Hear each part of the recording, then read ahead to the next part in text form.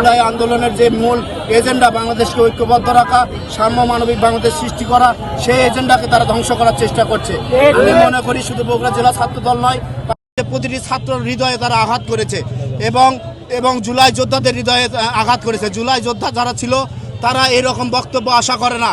এবং আমরা মনে করি বগুড়ায় তো এই সালাউদ্দিন তানভীর যে বক্তব্য দিয়েছে শহীদ প্রেসিডেন্ট জিয়াউর রহমানের পরিবারকে নিয়ে, এটি বগুড়ার শুধু ছাত্রদল বিএনপি যুবদল নয়, বগুড়ার সাধারণ মানুষের হৃদয়ে আঘাত করেছে। আমরা বলতে চাই এই তানভীরকে বগুড়ার যেখানে পাবে বগুড়ার জনগণ তাকে প্রতিহত করবে এবং তাকে উচিত শিক্ষা দিয়ে পুলিশের হাতে ধরাই দিবে বলে আশা করছি। এবং পাটোয়ারিকে আপনারা ইতিমধ্যেই লক্ষ্য করেছেন, বাংলাদেশে কোথাও তাকে স্পেস দিচ্ছে না।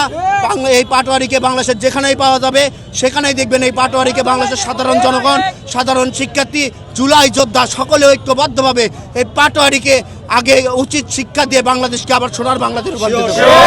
প্রতিটি মানুষের, প্রতিটি নাগরিকেরই কাছে তার পরিবার হচ্ছে একটি সম্মানের জায়গা, একটি মর্যাদার জায়গা।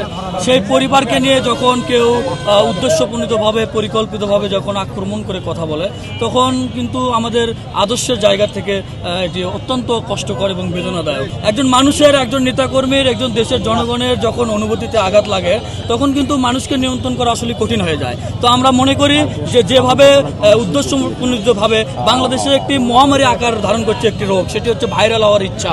তো আমরা মনে করছি যে গাজী সালাউদ্দিন নামে যে কুলাঙ্গারটি যে অশোভনীয় মন্তব্য করেছে, এটি উদ্দেশ্য সে হয়তো ভাইরাল হওয়ার ইচ্ছে তার জেগেছে, সে কারণে হয়তো তিনি দেশের সুনামধন্য মানুষদেরকে নিয়ে কটূক্তি করছে, যে তাদেরকে নিয়ে বাজে মন্তব্য করছে।